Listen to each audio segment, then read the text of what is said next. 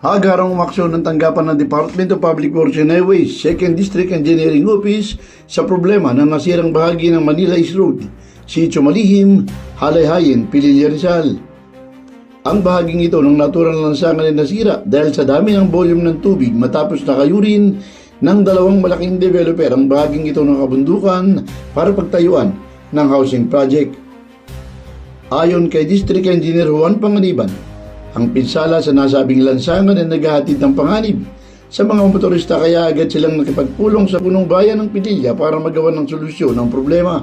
And then, nagkaroon ng coordination meeting with the local executive ng Pililla, particular kay Mayor Jan. Meron din picture na magpapatunay na nagkaroon ng meeting kay Mayor at nagkausap na yung ating mga engineers at Kaya nga nag-mobilize sila ng may 4.7 million pesos mula sa maintenance fund para sa agarang rehabilitasyon at konstruksyon ng bagong concrete bridge o box culvert na siyang ipapalit sa existing cross pipe, slope protection at widening sa curb section sa naepektuhang pagguho ng lupa. So for now, kung tama ako on the project, naglagay na rin sila ng barricade para to inform the public na ongoing na yung ating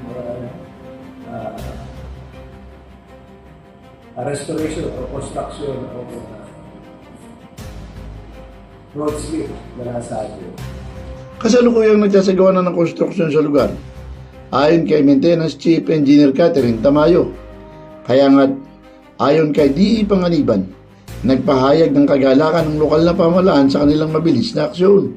Tinatagalak natin balita na natutuwa si Mayor sa quick response sa pag-get natin pagtalima para sa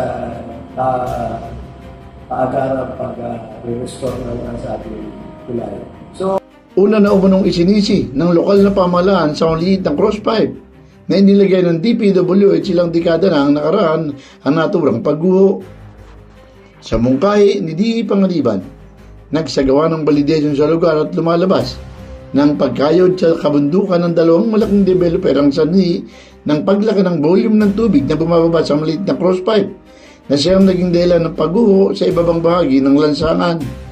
Pina-research ko, may mga ginagawa mga subdivision na malaki sa taas. So, nagpatuloy na rin ako kay as per report and na-verify, dalawang malaking subdivision ang nagtatapon doon sa ating cross-drain along the National Highway. Mali na naging cause kung bakit nagkaroon ng damage ang cross-pipe natin, ang cross-drainage natin. Nalinawan din umano ang mga lokal na opisyal ng Pililla sa findings ng DPWH sa naging sanhi ng pagkasira ng porsyon ng kalsada. Na-confirm din naman ni Mayor na may katotohanan at legitimate yung ating survey. So, pinakita ko kay Mayor, ito yung subdivision na pinatawag ni Mayor, tapos kaharap kami. Ang sarap ko magtutuusin, napakabait ng Mayor kasi at napakasipag sa kadahilanan na talagang gusto niyong action na agad. Kami bilang sa particular sa public works, partiyan ng aming national highway. Pero kaya nga, iminungkahi ni D.E. Panganiban na sa mga future development ng dalawang malaking developer.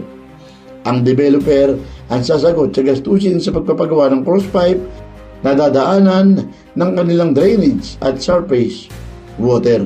in-action na natin, ginagawa natin ng malaking drainage, cross drain, ilalalapat na rin natin yung dangerous crime, aayusin natin, at pero sa susunod na pagkakataon, at ma-confirm natin na yung e-conscious nito, number one, hindi namin padadaanin na yung surface runoff diyan.